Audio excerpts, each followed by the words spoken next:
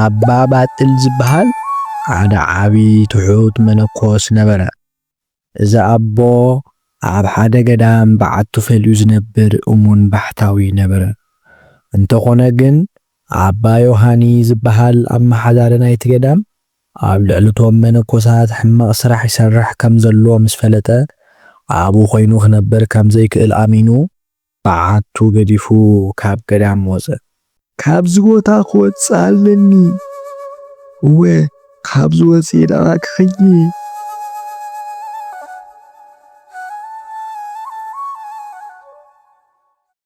ካብቲ ገዳም ወፂኡ ናብታ ናይ ቀደም እስክንድርያ ናይ ሎሚ ከዓ ግብፂ ኣትዩ ክነብር ጀመረ።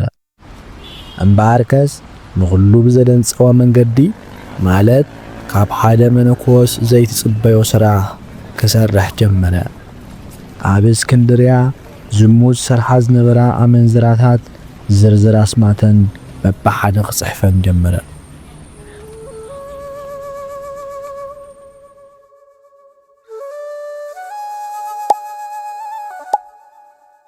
መዓልታውን ናይ ጉልበት ስራሕ ተጸሚዱ ክሰርሕ እናውዓለ በዚ ድማ ተቆፂሩ ደሞዙ ክቕበል ከኣለ።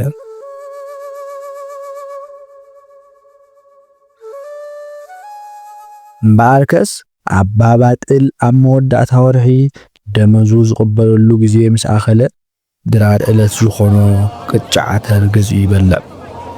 ነቲ ዝተረፈ ገንዘቡ ሒዙ ድማ ናብተን ኣመንዝራታትን ዝሙት ዝሰርሓ ኣንስትን ብሓጎስ ይኸይድ። ጂ ቀለበይ ሒዘ ኣለኹ እቲ ዝተረፈኒ ገንዘብ ሒዘ ናብተን ኣመንዝራታት ዘለዎ ከባቢ ዳኣ ክኸይድ።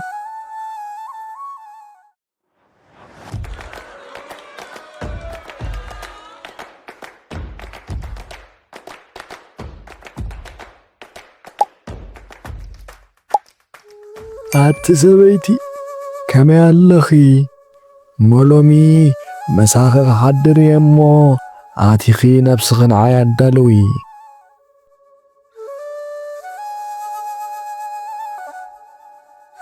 ኣብቲ ምሸት ምስኡ ዝገበርኦ ነገራት ንማንም ከይዛረባ ድማ የምሕለን ነድረ። ከምዚ እናበለ ዓመታት ሓለፉ። ኣብቲ ከተማ ዝነብር ዝነበረ ሰብ ከዓ ኩሉ ፈለጦ።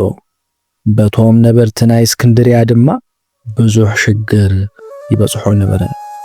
ካብ ዕለታት ሓደ መዓልቲ ግዚኡ ምስ ኣኸለ ሓንቲ ካብተን ምስእን ዝሓድር ዝነበረ ኣመናዝር ኣብ ጎደና ወፂኣ ከም ዝበለት ኣባ ባጥል ከምዚ ትብሎ ዘለኹም ዓይነት ሰብ ኣይኮነን። እንታይ ዳ ኣብ ገዛና ምስ መፀ ገንዘቡ ይሂበና፣ ካብ ናይ ዝሙት ህይወት ንኽንወፅእ ድማ ብጸሎት ይድግፈና። ካብዚ ሓሊፉ እውን ሙሉእ ለይቲ ብጥቆምን ብጸሎትን ምስ እግዚኣብሔር ክዘራረብ ይሓትት። ንጎ ምስ ወግሐ ከዓ ንማንም ሰብ ንኸይንዛረብ ኣምሕልና ይኸይድ። ካብዚ ዝተረፈ ኣባ ባጥል ምሳና ክድቅስ ይኹን ናባና ቀሪብና ይፈልጥን እዩ።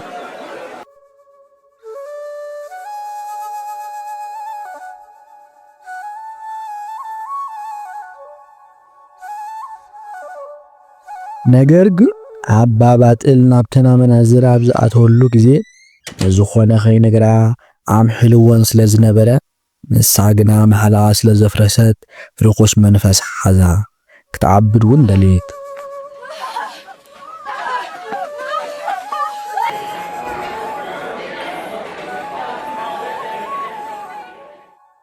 እቶም ሰባት ከዓ ነዚ ርኩስ መነኮስ ጥዑዩ ሕማቕ ስራሕ ከቶ የብሉን ኢላ ሓሶት ስለ ዝተዛረበት እግዚኣብሔር ይቐጽዕዋ ጽቡቕ ኮይናላ ተባሃሉ።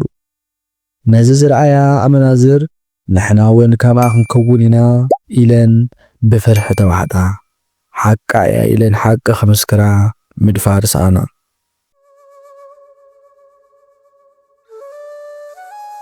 ግዜ ክዕዘር ጀመረ።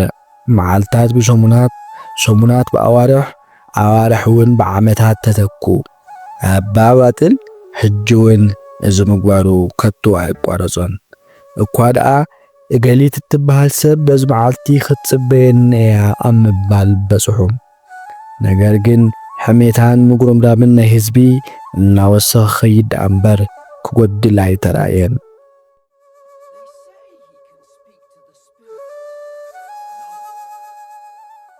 تيدبر واحد ما أصنعتي حمان صراح عبابات الجن كان زبلو أنا خم كل سجاي باللين دوي مسلكم ويز እግዚአብሔር ንመነኮሳት ብፍትወት ናይ ዓለም ተኻጺሎም ክሞቱ ፈቒድዩ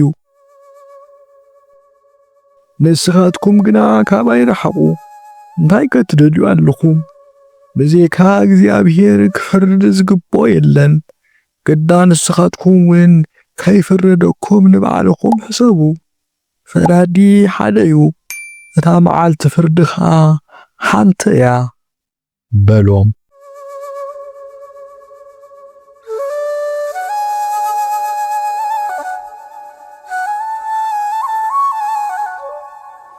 በረኸት አባ ባጥል ዝተዋህባ መናዝር ዝሙት ገደፋ ብዙሓት ካልኦት ድማ ካብ ናይ ዝሙት ህይወት ወፅየን ቅዱስ ሓዳር መስረታ ካልኦት ድማ ዓለምን ናብራ ዓለምን ገዲፈን ናብ ምንኩስና ህይወት ኣተዋ ኣብ መፈጸምታ መዓልቲ ከም ልማዱ ካብ ሓንቲ ኣመንዝራ ክወፅን ከሎ ነታ ኣመንዝራ ለሚድዋ ዝነበረ ሰብ ይረኽቦሞ እዚ ሽማግለ ክሳብ ማዓሽ ኣብ ከምዚ ዓይነት ሕማቕ ስራሕ ክነብር ኢዱ ጉንዲ እዝኑ ጸፍዖ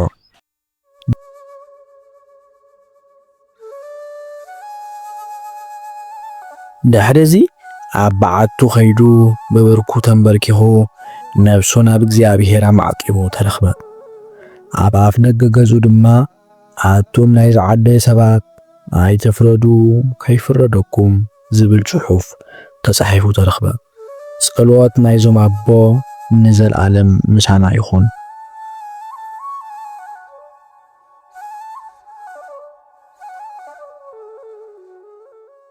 እዚ ታሪኽ ኣብ መጋቢት 14 መጽሓፈ ስንክሳር ተሰኒዱ ይርከብ ብዛዕባና ብደቂቕ ዝፈልጥ ንሰርሕናዮ ጥራይ ዘይኮነ እናሓስቦ ዝፈልጥ ልብም ኮላሊትን ዝምርምር ቅድመ ዓለም መምጻና ብዛዕባና ኩሉ ዝፈልጥ እግዚአብሔር እዩ እቲ ከይፈላለየ ንኹሉ ከከም ግብሩ ክፈርድ ዝግብኦ ጎይታ ዓለም ኢየሱስ ክርስቶስ ንሱ ጥራይ በይኑ እዩ ንሕና ድኹማትን ትሑታትን ናይ ኢዱ ስራሓት ኢና ድሕሪ ሒደት ካሊታት እንታይ ከም ዝጋጥም ዘይንፈልጥ ናይ ዝሓለፈ መዓልታት ክንዝክር ንሽገር መሳኺን ፍጥረታት ኢና ማዕረኽ እንደዚ ድኹማት ምዃንና ፈሊጥና ብሕጊ እግዚአብሔር ክንመላለስ እናተገባእና መብዛሕትና ግና ኣብ ልዕሊ ካልኦት ኣእዳውና ክነወጣውጥን ክንፈርድን ንርአ ሕሜትን ቂምን ጸርፍን ናይ ሓሶት ምስክርነትን ካባና ኣይርሕቕን እዩ